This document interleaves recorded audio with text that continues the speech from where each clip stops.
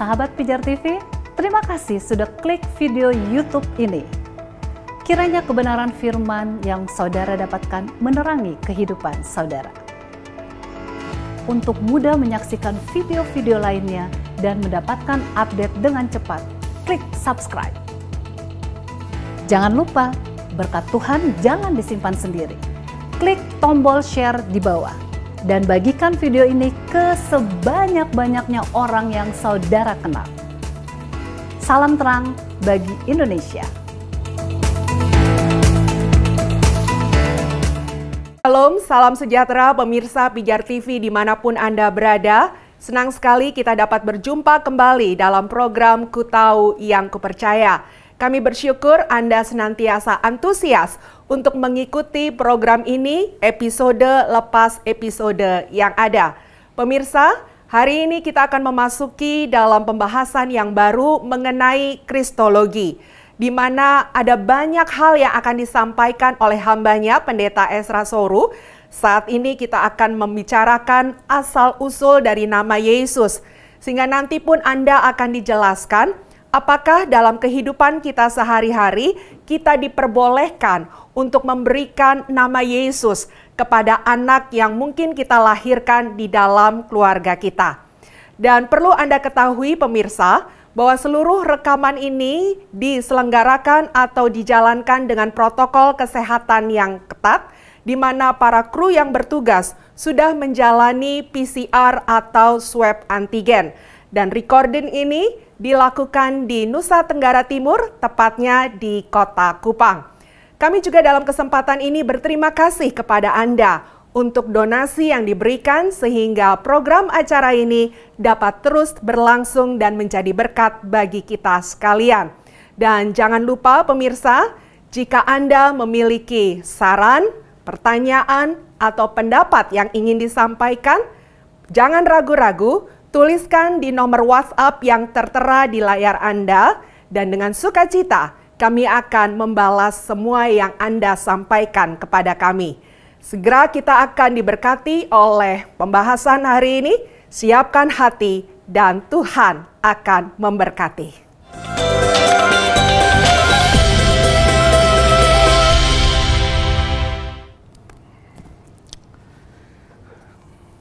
Shalom, salam sejahtera buat seluruh pemirsa Pijar TV di mana saja berada. Kita bersyukur bahwa pada kesempatan ini kami boleh kembali hadir di depan Anda dalam program Ku Tahu Yang Kupercaya. Sebagai informasi bagi saudara-saudara bahwa ini adalah suatu pembahasan yang baru, kita akan belajar seri Kristologi atau Doktrin Kristus selama sekitar 20 episode. Kita membahas banyak hal tentang Yesus Kristus Tuhan kita, dan karenanya kami berharap bahwa semua pemirsa dan terutama pencinta program Ku Tahu Yang Kupercaya dapat mengikuti setiap seri atau episode pembahasan ini yang pasti dapat menambahkan pemahaman tentang Kristus Tuhan kita dengan kita menjadi kuat, kokoh, dan tidak gampang diombang-ambingkan oleh berbagai macam pengajaran yang sesat ataupun juga serangan-serangan terhadap iman Kristen. Dan juga saudara-saudara, program ini itu di-syuting pada masa pandemi, dan karena itulah maka acara syuting program Ku Tahu Yang Kupercaya ini dilakukan dari Kota Kupang, NTT, dan juga karena ini pada masa pandemi, demi menjaga keamanan semua, maka semua kru dan semua yang ada juga itu telah mengikuti prokes yang ada, dan bahkan semua sudah melakukan tes swab dan PCR untuk menjamin keamanan semuanya. Kami juga menyadari bahwa program ini bisa terjadi tidak terlepas dari dukungan dari saudara-saudara, entah dukungan doa, dukungan moral, dan juga dukungan dana, sehingga program ini bisa terlaksana. Dan program seperti ini membutuhkan pembiayaan yang tidak sedikit, dan karenanya kami juga terbuka kepada setiap saudara yang mau ambil bagian di dalam pelayanan seperti ini, yang berkontribusi di dalam penyebaran firman Tuhan dan Injil untuk lebih banyak orang, supaya melalui Pijar TV ada terang yang diberikan untuk Indonesia. Nah, kalau saudara terpanggil, terbantu itu, saudara dapat memberikan donasi saudara, ada nomor rekening yang tertera di layar kaca Anda, silakan memberikan donasi Anda ke sana.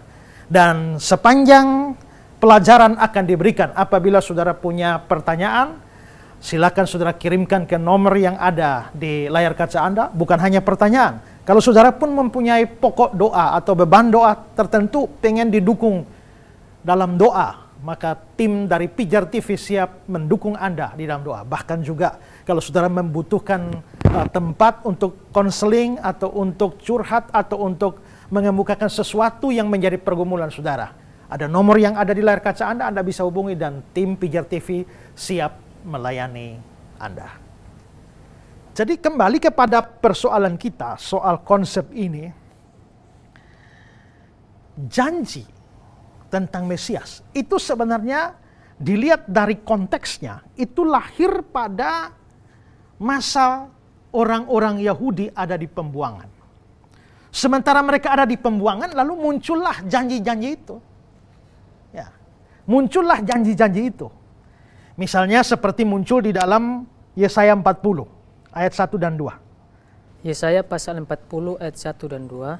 Hiburkanlah umatku, demikian firman Allahmu, dan tenangkanlah hati Yerusalem, dan serukanlah kepadanya bahwa perhambaannya sudah berakhir, bahwa kesalahannya telah diampuni, sebab ia telah menerima hukuman dari tangan Tuhan 2 kali lipat karena segala dosanya. Hiburkanlah, hiburkanlah. Ini berarti janji. Ada janji pemulihan.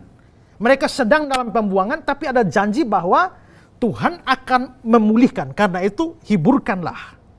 Lalu Yesaya 49 ayat 13. Yesaya 49 ayat 13. Bersorak-sorailah, hai langit, bersorak-sorailah, hai bumi, dan bergembiralah dengan sorak-sorai, hai gunung-gunung. Sebab Tuhan menghibur umatnya dan menyayangi orang-orangnya yang tertindas. Nah, jadi berarti ada janji ya. Ada janji penghiburan, ada janji pemulihan. Nah, karena janji mesianik ini diberikan pada saat mereka dalam pembuangan, ada janji pemulihan, maka mereka mulai menafsirkan janji itu. Nah, penafsirannya menjadi seperti apa? Nah, saya mau kutip kata-kata dari Barclay ya. Barclay bilang begini, sejak lama mereka berpendapat bahwa karena mereka adalah bangsa yang terpilih, maka pada suatu saat nanti mereka akan menguasai dunia dan menjadi tuan atas bangsa-bangsa. Jadi mereka menafsirkan janji-janji dalam kitab Yesaya, oh Tuhan akan membuat bangsa Israel menjadi negara adikuasa. Kira-kira kayak Amerika atau Cina sekarang yang menguasai dunia.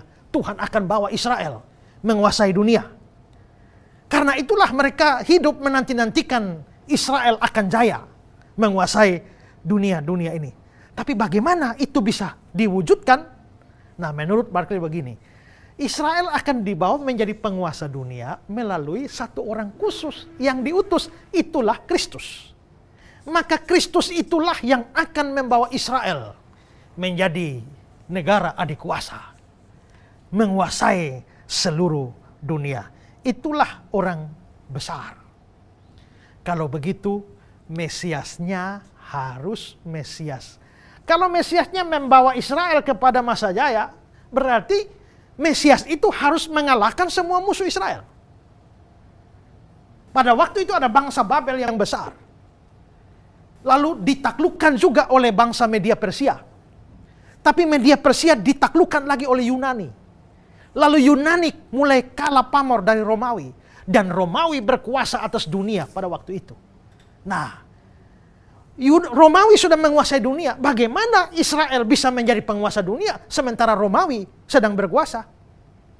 Itu berarti semua tergantung dari Mesias atau Kristus. Kalau Kristus itu datang supaya membawa Israel menjadi penguasa dunia, dia harus menghancurkan penguasa dunia yang sedang berlangsung, yaitu Romawi. Maka kalau Mesias datang, dia pasti pimpin, hancurkan Romawi, lumpuhkan Romawi, enyahkan Romawi. Maka Mesiasnya Mesias politis. Mesiasnya harus Mesias politis. Mesias kalau datang, dia akan memimpin kita angkat senjata, angkat pedang, lawan Romawi. Ya. Itu grup pertama menganggap Mesias begitu. Tapi grup kedua mengatakan tidak. Mesias itu datang, dia tidak akan pakai kekerasan. Ya, Mesias tidak akan angkat panji-panji megah untuk melawan, tidak. Ya, Mesias akan datang dengan kelembutan. Mesias akan datang dengan damai sejahtera.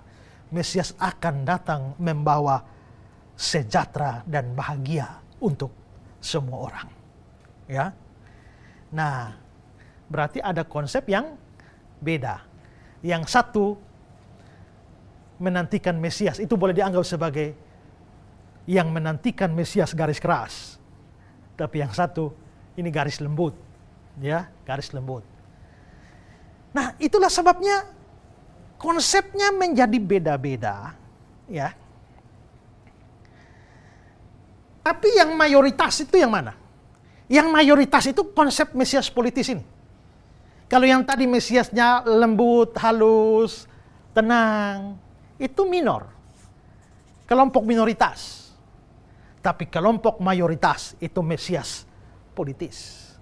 Saudara lihat ya, kenapa begitu dengar kabar dari orang Majus, ada raja baru lahir, lalu Herodes mulai rasa iri hati, cari di mana Mesias akan dilahirkan. Kenapa Herodes cemas? Kenapa Herodes takut dengan Mesias? Rupanya Herodes juga mempunyai pandangan Mesias politis. Herodes menguasai sebagai seorang raja. Tapi kalau Mesias itu juga seorang raja, kami cari raja yang baru lahir. Dan kalau dia raja, rajanya raja politis, berarti ini saingan bagi Herodes. Itulah sebabnya Herodes takut, lalu dia suruh bunuh semua anak. Mengapa Herodes suruh bunuh? Karena Herodes rupanya punya konsep politis. Jangankan orang seperti Herodes, Yohanes Pembaptis pun kelihatannya mempunyai konsep yang tidak jelas. Ya. Yohanes Pembaptis mula-mula, wah, dia percaya Yesus itu adalah Mesias. Tapi coba baca Matius 11. Matius pasal 11 ayat 1 sampai 6.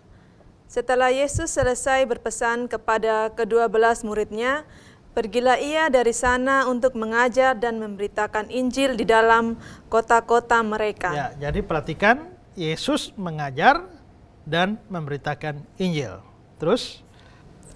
Di dalam penjara, Yohanes mendengar tentang pekerjaan Kristus. Pekerjaan apa? Di atas tadi, mengajar, beritakan Injil. Terus? Lalu menyuruh murid-muridnya bertanya kepadanya, "Engkaukah yang akan datang itu, atau haruskah kami menantikan orang lain?"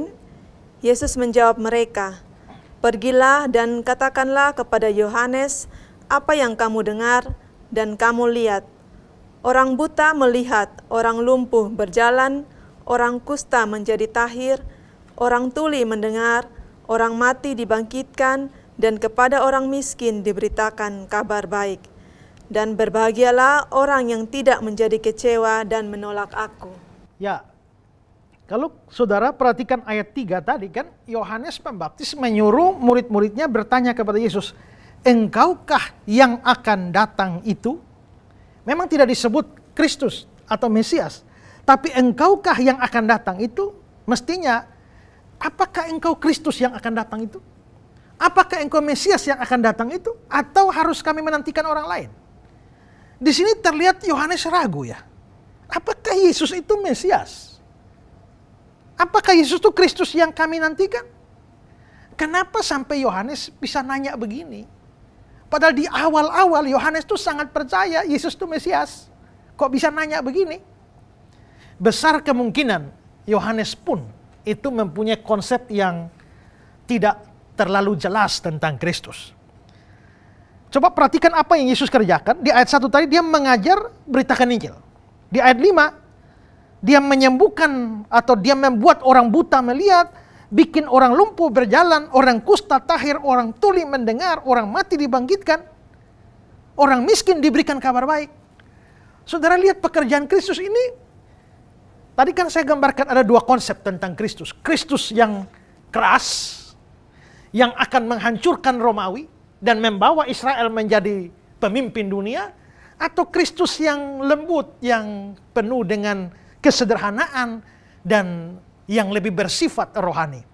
Kalau dilihat yang ini, beritakan Injil, orang buta melihat, orang lumpuh berjalan, orang kusta tahir, orang mati bangkit. Kalau bikin begini, bagaimana Israel bisa jadi penguasa dunia? Mestinya dia bisa melakukan sesuatu yang berkonfrontasi dengan orang Roma supaya bisa membawa Israel ke posisi puncak. Apalagi Yohanes dalam penjara. Kalau Yesus memang Mesias yang akan menggulingkan Romawi, kenapa dia tidak menolong saya di penjara? Dalam keadaan seperti ini Yohanes mulai ragu tentang kemesiasan atau kekristusan Yesus. Makanya dia utus murid-murid, coba tanya, engkaukah orang itu atau kami harus menantikan yang lain? Dari pertanyaan Yohanes ini menunjukkan bahwa kelihatannya bahkan orang sekelas Yohanes Pembaptis pun itu mempunyai konsep yang kabur tentang Kristus, dan dia lebih condong pada Kristus yang keras ini. Kristus politis, Mesias politis. Ya. Karena pemikiran bahwa Mesias itu Mesias politis yang akan memimpin Israel ke atas, mengalahkan Romawi, maka Mesias itu harusnya jadi raja. Supaya apa? Kalau dia menjadi raja pemimpin Israel, baru dia bisa bawa Israel menjadi penguasa dunia. Itulah sebabnya mereka mau angkat Yesus jadi raja. Coba Yohanes 6 ayat 15. Yohanes pasal 6 ayat 15. Karena Yesus tahu bahwa mereka hendak datang dan hendak membawa dia dengan paksa untuk menjadikan dia raja, ia menyingkir pula ke gunung seorang diri. Ya, mereka hendak datang dan hendak membawa dia dengan paksa untuk menjadikan dia raja. Ayo, kira-kira kenapa sampai mereka mau paksa dia jadi raja? Karena mereka percaya dia Mesias, tapi percaya dia Mesias politis. Mesias politis harus jadi raja. Tapi ini orang kok urus orang mati, orang lumpuh, orang buta, orang tuli, orang miskin. Kapan dia jadi raja membawa Israel mencapai puncak? Kalau begitu paksa dia jadi raja. Tapi ternyata Yesusnya pergi.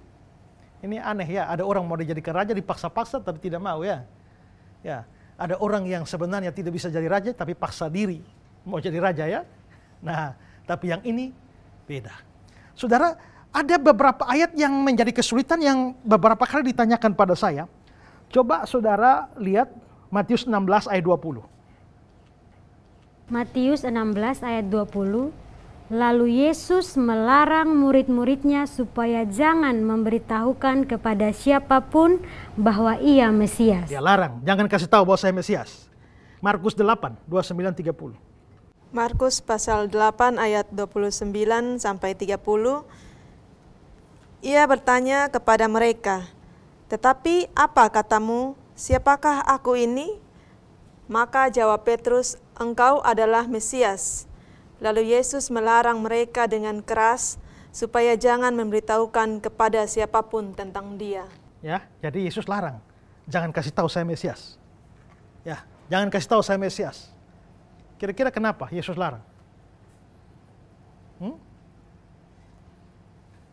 Karena kalau orang-orang tahu bahwa dia Mesias dan konsep mereka tentang Mesias, Mesias politis, nanti terulang lagi peristiwa sebelumnya, yaitu paksa dia jadi raja. Coba, kalau Yesus dipaksa jadi raja, terus jadi raja, siapa berani bunuh dia? Kira-kira dia bisa akan pergi ke salib atau tidak kalau dia sudah jadi raja? Nggak bisa. Siapa mau bunuh raja? Lu mau mati. Kalau begitu, maka kalau Yesus diketahui dia Mesias, lalu Mesiasnya Mesias politis, angkat dia jadi raja, tidak ada yang bisa bunuh dia. Kalau tidak ada yang bisa bunuh dia, lalu bagaimana dia bisa mati menebus dosa? Tidak bisa. Itulah sebabnya dia larang. Kalau kamu percaya aku Mesias, ingat, larang dengan keras, jangan beritahu. Maksudnya jangan beritahu sampai kapan? Ya tunggu sampai programnya selesai. Mati di kayu salib, menebus dosa kita, selesai dulu, baru sampaikan bahwa dia Mesias. Tapi kalau belum, jangan. Jadi larangan itu didasarkan pada konsep yang salah tentang Mesias, yakni Mesias politis. Coba sekarang ini, kalau Yesus itu datang hanya urus orang buta, orang miskin, orang mati, orang kusta, kira-kira menjadi ancaman bagi Romawi atau tidak? Ya, tidak. Lu mau urus orang buta terserah, orang tuli terserah, orang mati terserah, urusanlah. Tapi itu tidak berefek kepada orang Romawi. Tapi kalau kamu jadi raja, kamu pimpin pasukan, ya pimpin demo dan lain sebagainya, itu ancaman bagi Romawi. Dengan kata lain, kalau Yesus itu Mesias politis, itu ancaman bagi Romawi. Tapi kalau Yesusnya hanya kerjanya model-model begini, itu bukan ancaman. Tapi supaya orang Romawi itu bisa menghukum Yesus, hukum mati, maka orang Yahudi harus pakai trik. Ya, tuduh dia bahwa dia Mesias, tapi Mesias politis. Supaya berkonfrontasi dengan Roma, supaya Roma bisa hukum mati dia. Ya, coba lihat Lukas 23 ayat 2. Lukas pasal 23 ayat 2, di situ mereka mulai menuduh dia, katanya, telah kedapatan oleh kami bahwa orang ini menyesatkan bangsa kami. Ya, sabar. Jadi ini orang Yahudi lapor ke Roma, Pilatus. Ya, di situ mereka mulai menuduh dia, jadi tuduh Yesus. Katanya, terus? Dan melarang membayar pajak. Ulang-ulang. Di situ mereka telah menuduh dia, katanya, telah kedapatan oleh kami bahwa orang ini menyesatkan bangsa kami. Orang ini menyesatkan bangsa kami. Ini lapor ke Romawi. Orang ini, Yesus ini menyesatkan bangsa kami, bangsa Yahudi. Terus? Dan melarang membayar pajak kepada kaisar. Larang bayar pajak pada kaisar. Berarti sebenarnya ini sudah mereka mau adu Yesus dengan Romawi. Karena kalau larang bayar pajak berkaitan dengan Romawi. Maka ini mereka ngadu Yesus dengan Romawi. Terus? Dan tentang dirinya, ia mengatakan bahwa ia adalah Kristus, yaitu Raja. Nah, dia bilang dia Kristus, yaitu Raja. Supaya apa? Kalau dia supaya dia Kristus, titik di situ, memangnya orang Romawi memang Kristus kenapa? Kalau kau Kristus kenapa? Gak ada urusan dengan Romawi. Tapi mereka bilang bahwa dia adalah Kristus, yaitu Raja. Orang Romawi mulai waspada. Raja apa? Jangan raja yang mengancam Romawi. Nah, jadi disinilah kita bisa melihat kesalahan konsep tentang Kristus itu mengakibatkan banyak hal. Bahkan penjahat di samping Yesus pun di atas kayu salib pun akhirnya menjadikan kekristusan Yesus sebagai bahan olok-olokan kepada dia. Di Lukas 23 ayat 39. Coba baca, Lukas 23, 39. Lukas 23 ayat 39, seorang dari penjahat yang digantung itu menghujat dia, katanya, bukankah engkau adalah Kristus? Selamatkanlah dirimu dan kami. Nah, kenapa dia olok? Bukankah engkau Kristus? Loh, katanya kamu Kristus. Ya, katanya kamu Kristus. Katanya kamu itu raja. Katanya kamu itu akan memimpin, membawa Israel ke posisi puncak. Katanya kamu akan menggulingkan Romawi. Kok sekarang disalib? Ini menjadi olok-olokan. Olok-olokan ini datang lagi-lagi karena konsep yang salah. Oke, sekarang pikir gini ya. Yang di pikiran mereka, kalau Kristus datang, dia pimpin pasukan besar, dia jadi raja, dia lawan Romawi, dia usir Romawi. Sampai Israel menjadi number one in the world. Kira-kira Mesias begitu mati atau tidak? Mesias begitu ini akan menderita atau tidak? Tidak. Mesias itu jaya, kuat, kuasa. Tidak ada orang bisa lawan dia. Semua orang Israel siap di belakang dia. Siapa mau raba dia? Siapa mau bikin menderita dia? Mesias seperti itu akan mati di salib atau tidak? Tidak bisa. Nah, karena mereka punya pikiran seperti itu, termasuk murid-murid Yesus sendiri, mereka susah bayangkan bahwa Mesias itu menderita. Mesias tidak boleh menderita. Mesias tidak boleh sengsara. Mesias tidak boleh dihukum mati. Justru Mesias yang akan menghukum mati banyak orang. Nah, sekarang itu di kalangan murid-murid pun punya pikiran begitu. Coba lihat Matius 16. Baca ayat 16 dulu. Maka jawab Simon Petrus, engkau adalah Mesias, anak Allah yang hidup. Ya, jadi sekarang mereka, Petrus dalam hal ini, murid-murid, percaya Yesus itu Mesias. Setelah itu ayat 16, sampai ayat 21, beberapa ayat setelah itu, Yesus ngomong, ayat 21. Sejak waktu itu, Yesus mulai menyatakan kepada murid-muridnya bahwa ia harus pergi ke Yerusalem dan menanggung banyak penderitaan dari pihak tua-tua, imam-imam, kepala, dan ahli-ahli Taurat, lalu dibunuh dan dibangkitkan pada hari ketiga. Jadi Yesus ngomong, Mesias akan pergi ke Yerusalem, akan sengsara, akan menderita, akan dibunuh. Jadi Yesus sedang memberitakan setelah mereka percaya Yesus Mesias, lalu Yesus menyatakan Mesias ini Mesias yang akan menderita. Mesias yang akan sengsara, Mesias yang akan dibunuh. Masuk akal tidak ini? Di pikiran mereka. Nggak masuk akal. Itulah sebabnya ayat selanjutnya apa? Tetapi Petrus menarik Yesus ke samping dan menegur dia. Katanya, Tuhan, kiranya Allah menjauhkan hal itu sekali-kali takkan menimpa engkau. Nah, bayangkan. Kenapa Petrus berani ngomong begitu? Karena bagi Petrus itu Mesias ini Mesias apa yang menderita? Mesias apa yang mati dibunuh?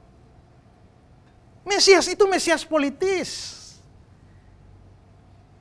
Nah, makanya dia tarik Yesus lalu tegur Yesus seolah-olah Yesus omong salah. Ya.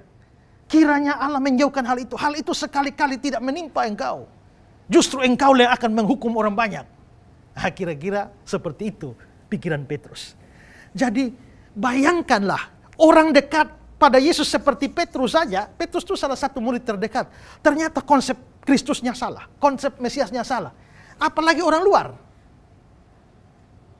Maka mayoritas orang itu konsep Kristusnya salah. Maka susah menerima Mesias yang menderita. Ya. Pikiran mereka, pokoknya Mesias ini harus bikin Israel jaya. Sampai-sampai saudara, coba pikir, ini dari sudut pandang murid-murid ya. Petrus dan teman-teman. Mereka percaya Yesus Mesias. Kira-kira kalau Yesus Mesias politis dan jadi raja, mereka 12 murid jadi apa? Ini kabinet ini ya. Kabinet yang luar biasa nih. Bayangkan, Israel bukan hanya jadi besar, tapi mengatasi seluruh dunia. Negara besar, menghancurkan Romawi yang begitu besar. Dan Yesus jadi penguasa yang besar. Bayangkan, mereka jadi apa? 12 orang ini punya kedudukan. 12 orang punya kedudukan. Tapi bayangkan, kalau makanya saudara lihat ya, ada cerita Alkitab di mana mamanya Yakobus dan Yohanes datang lobi toh. Ya, kalau engkau jadi raja, boleh ke anak yang satu di sebelah kiri dan satu sebelah kanan. Lobi duluan, sebelum terlambat. Ya kan? Bayangkan kalau Yesus jadi raja dunia, dan Yakobus dan Yohanes kiri dan kanan, luar biasa. Maka mereka jabatan hebat. Tapi ternyata dia bukan menguasai dunia, dia ngomong soal mati, menderita, sengsara, dibunuh, disalib. Dan akhirnya memang disalib juga. Tapi syukurnya bangkit. Habis bangkit, coba dia ngomong soal Israel lagi, maju. Ternyata dia hanya sibuk-sibuk menampakkan diri. Habis itu mau naik ke surga. Loh, ini sudah mau naik ke surga tapi belum apa-apa dengan Israel. Terus bagaimana? Di momen yang kritis, hampir naik itulah masih ada kesempatan. Omong. Maka kisah 1 ayat 6, coba. Kisah 1 ayat 6. Ini sudah mau naik ke surga nih ya. Kisah Para Rasul 1 ayat 6. Maka bertanyalah mereka yang berkumpul di situ, Tuhan, maukah engkau pada masa ini memulihkan kerajaan bagi Israel? Tuhan, maukah? Soalnya tidak ada kesempatan lagi. Ini sudah mau naik ke surga, kapan bawa Israel? Maka dia bilang, maukah engkau memulihkan kerajaan bagi Israel? Ternyata Yesus tidak bilang, Yesus, itu bukan urusanmu. Ada saatnya. Kamu pergi, beritakan Injil. Waduh. Bayangkan, saat-saat Yesus hampir naik ke surga pun konsep Kristus mereka masih salah juga. Masih tidak benar juga. Nah, sekarang pertanyaannya, kalau murid-murid saja kebingungan dengan konsep Kristus, bagaimana orang luar? Itulah sebabnya banyak orang dari luar ya itu bingung dengan konsep Kristus yang sesungguhnya. Mereka jadi ragu ya. Secara umum ragu untuk menerima dan mengakui Yesus karena Yesus tidak seperti Mesias yang mereka harapkan. Ya. Coba Yohanes 7, 26, 31. Dan lihatlah, Ia berbicara dengan leluasa dan mereka tidak mengatakan apa-apa kepadanya. Mungkinkah pemimpin kita benar-benar sudah tahu bahwa ia adalah Kristus? Nah, ini kalayak ramai ini ya. Mungkinkah pemimpin kita benar-benar sudah tahu dia Kristus? Terus? Ayat 31, tetapi di antara orang banyak itu ada banyak yang percaya kepadanya dan mereka berkata, apabila Kristus datang, mungkinkah ia akan mengadakan lebih banyak mujizat daripada yang telah diadakan oleh dia ini? Jadi Yesus ini lakukan banyak mujizat. Mereka pikir jangan sampai Kristus ya. Tapi kalau dia bukan Kristus, ada Kristus yang datang. Memangnya Kristus yang akan datang itu bisa bikin mujizat lebih banyak dari Yesus ini? Agaknya dia Kristus, tapi agak ragu-ragu ya. Ya.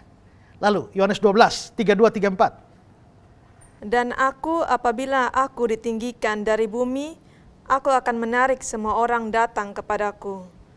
Ini dikatakannya untuk menyatakan bahwa bagaimana caranya ia akan mati. Lalu jawab orang banyak itu, kami telah mendengar dari hukum Taurat bahwa Mesias tetap hidup selama-lamanya. Bagaimana mungkin engkau mengatakan bahwa anak manusia harus ditinggikan? Siapakah anak manusia itu? Nah, Yesus bilang anak manusia akan mati. Kami baca di dalam kitab Taurat, Mesias akan hidup selama-lamanya. Bagaimana kamu bilang Mesias akan mati? Jadi susah bagi orang Yahudi untuk percaya bahwa Yesus adalah Mesias. Ya, orang Yahudi banyak tidak percaya Yesus Mesias. Murid-muridnya percaya dia Mesias, tapi konsepnya salah. Kelihatannya nanti setelah Yesus naik ke surga dulu baru konsep mereka itu benar. Setelah semua karya Kristus selesai, mereka menilai kembali semua, baru konsepnya menjadi benar. Tapi sepanjang Yesus di bumi, bahkan hampir naik ke surga pun, konsep Mesiasnya itu masih keliru. Nah, jadi memang ada pengharapan mesianik, tapi memang ada perbedaan tafsir tentang Mesias atau pengharapan mesianik itu. Ya. Nah, pemirsa di rumah, apabila saudara mendengar penjelasan-penjelasan ini dan ada pertanyaan-pertanyaan, jangan ragu-ragu. Silakan kirimkan pertanyaan saudara. Ada nomor di layar kaca Anda, kirimkan SMS pertanyaan saudara ke sana. Juga kalau ada yang mau didoakan, ada yang mau disampaikan untuk didoakan bersama, atau meminta arahan bimbingan, tim Pijar TV siap untuk melayani saudara. Ya, ada pertanyaan? Ya. Baik, terima kasih Pak Pendeta. Saya ingin bertanya berkaitan dengan penjelasan tentang Yesus Kristus. Apakah orang yang sama yang disebutkan dalam Islam, yaitu Isa Al-Masih? Tadi sudah saya jelaskan dari sisi bahasa ya. Dari sisi bahasa, ini kan Yosua, Yesus, ya, itu sama, Hosea. Ya. Sedangkan Kristus, Mesias atau Masiah dengan Al-Masih itu sama. Nah, ini dalam bahasa Arab. Di dalam bahasa Arab ini Isa. Memang ada problem dengan kata Isa ini. Karena ada dugaan bahwa ini adalah nama olok-olokan dari kata Esau.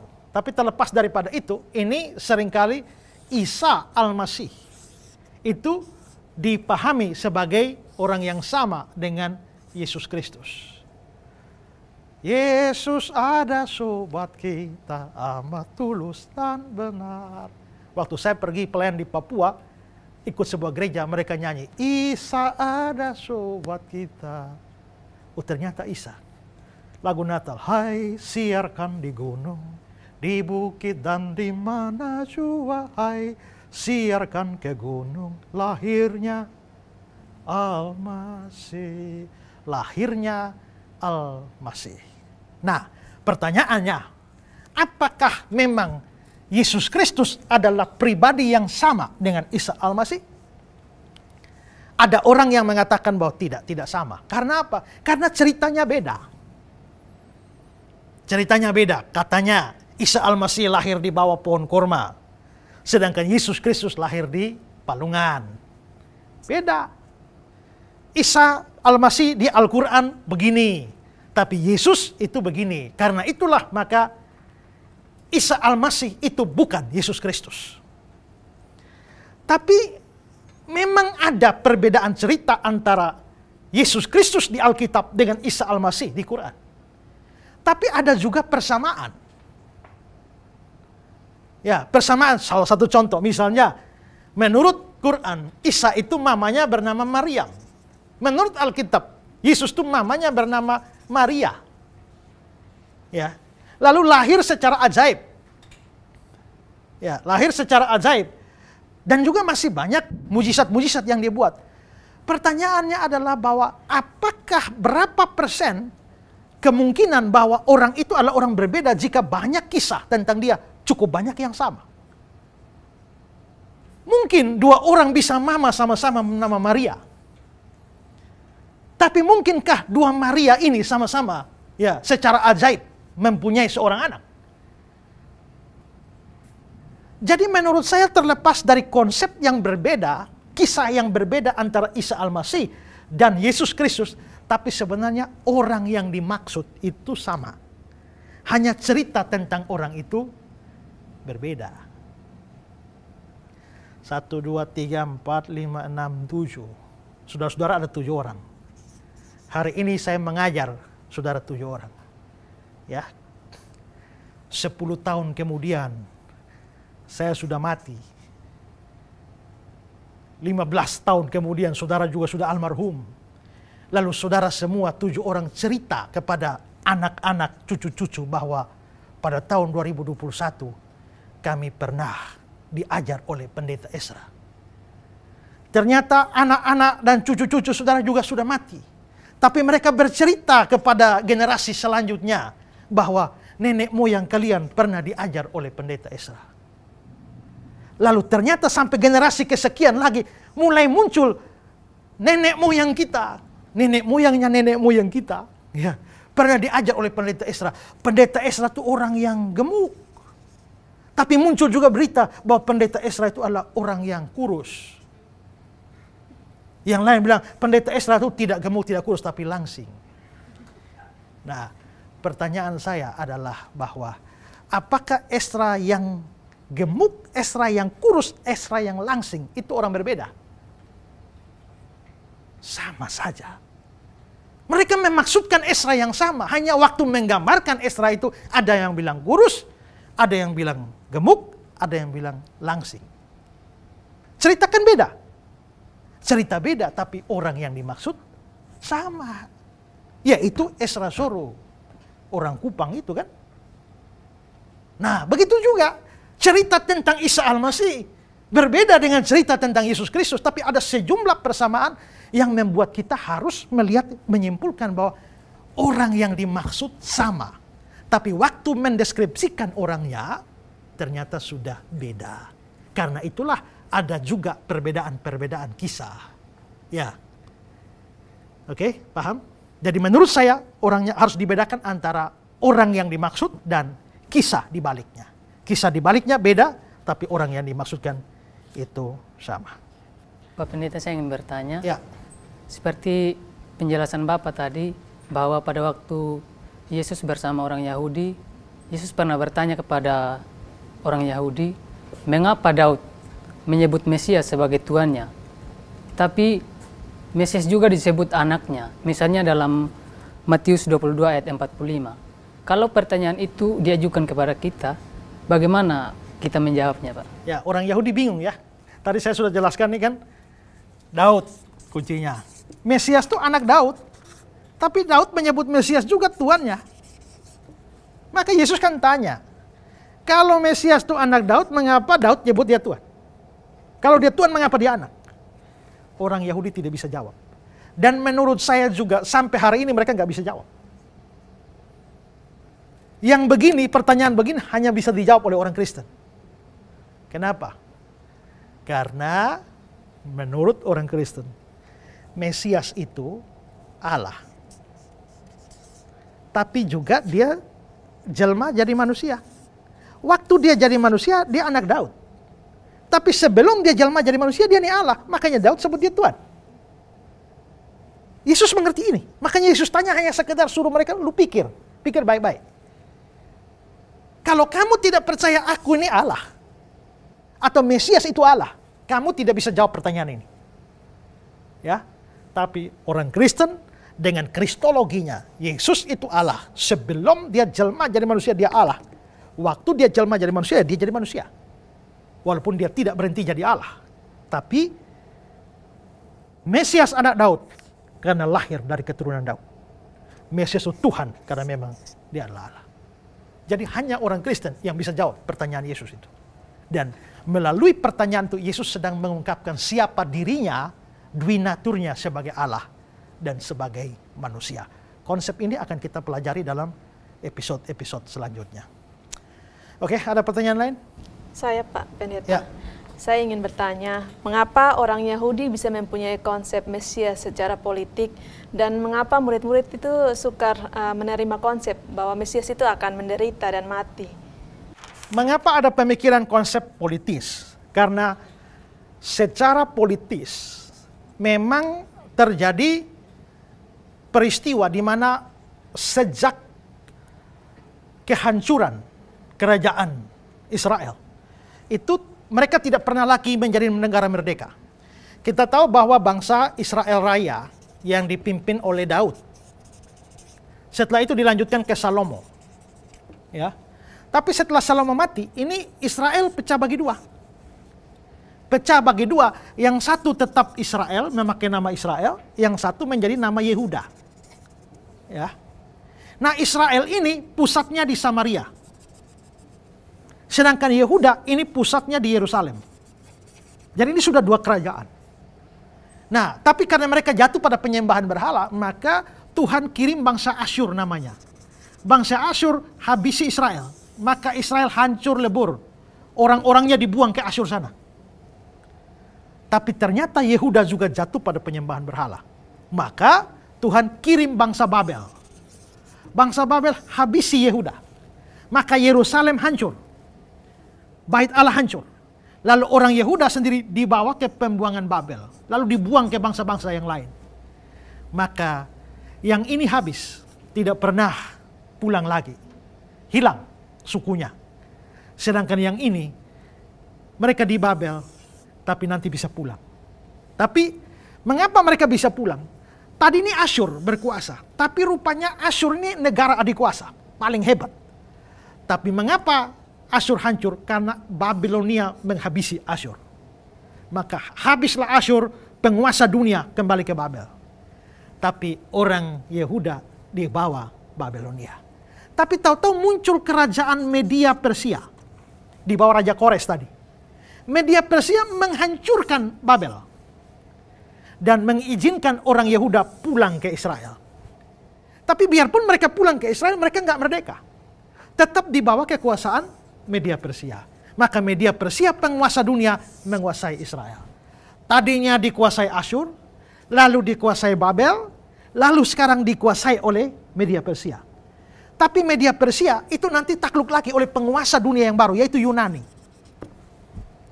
Maka Yunani menjadi penguasa dunia. Apakah Israel merdeka? Tidak. Tetap Yunani berkuasa, Israel cuma pindah penguasa. Setelah itu Yunani mengalami penurunan, muncullah penguasa dunia yang baru, yaitu Romawi. Maka Romawi menguasai dunia, termasuk juga orang Israel di bawah Romawi. Jadi Israel tidak pernah merdeka-merdeka. Mulai dari zaman kehancuran ini. Hanya pindah penguasa.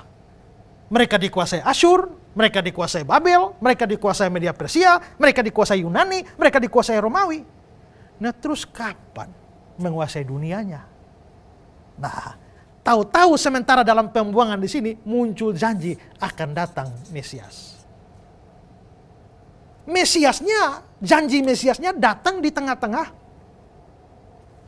jajahan. Kalau Mesias akan membawa pemulihan, maka Mesiasnya harus membuat mereka merdeka. Maka Mesias harus menaklukkan bangsa-bangsa besar ini.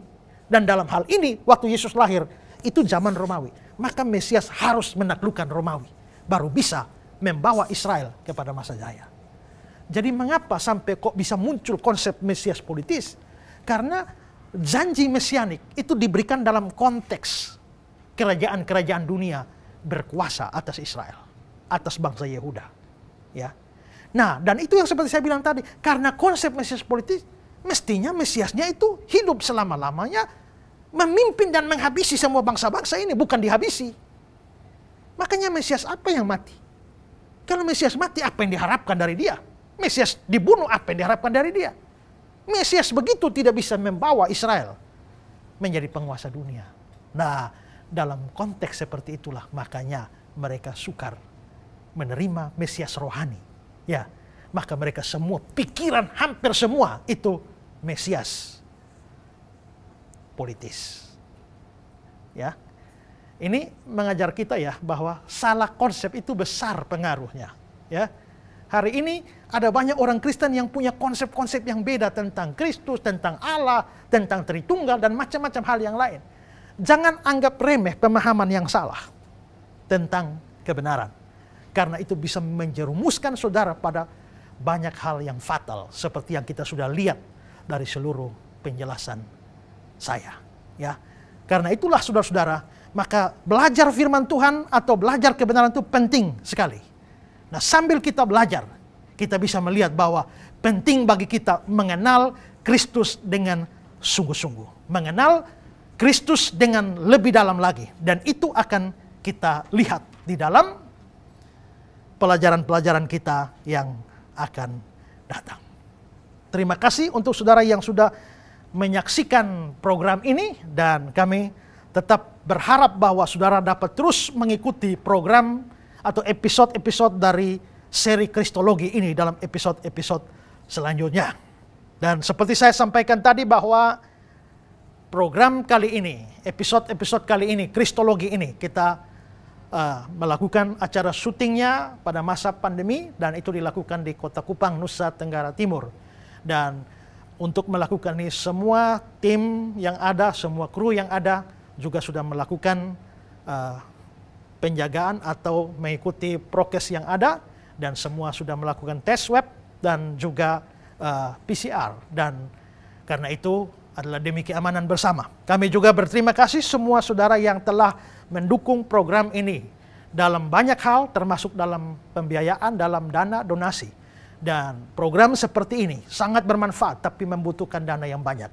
Kami beri kesempatan kepada saudara-saudara yang mau ambil bagian dalam pekerjaan Tuhan yang besar, membuat berita firman Tuhan ini sampai menjangkau kepada banyak orang. Saudara boleh melibatkan diri dengan berdonasi, dan ada nomor rekening di layar kaca Anda. Anda boleh mengirimkan donasi ke sana, dan kami pastikan itu dapat dipergunakan untuk kemuliaan kerajaan Tuhan. Tuhan memberkati saudara. Sampai jumpa pada episode-episode yang akan datang. Tuhan berkati.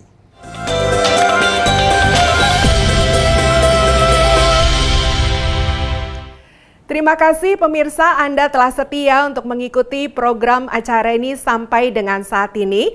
Tentunya sudah banyak hal yang Anda dapatkan yang menguatkan dan meneguhkan iman kita karena kita belajar tentang Kristus di dalam program acara ini. Pemirsa yang diberkati Tuhan, kami juga berterima kasih kepada apa yang sudah Anda berikan melalui donasi sehingga program acara ini dapat berjalan dengan baik. Dan sekiranya Anda ingin terus membantu atau memberkati kami lewat donasi ini, Anda bisa mengirimkan melalui nomor rekening ya, dan Anda bisa transfer ke nomor rekening yang tertera di layar kaca. Dan juga jangan lupa, kami dengan senang hati mendapatkan saran, kritikan, atau pendapat di mana Anda bisa menyampaikannya lewat nomor WhatsApp yang juga tertera di layar kaca. Terus nantikan episode-episode yang lainnya. Kita masih dalam pembahasan Kristologi, di mana saya percaya segalanya akan semakin luar biasa. Sampai jumpa lagi, dan kami mengucapkan terima kasih. Tuhan Yesus memberkati. Salam terang bagi Indonesia.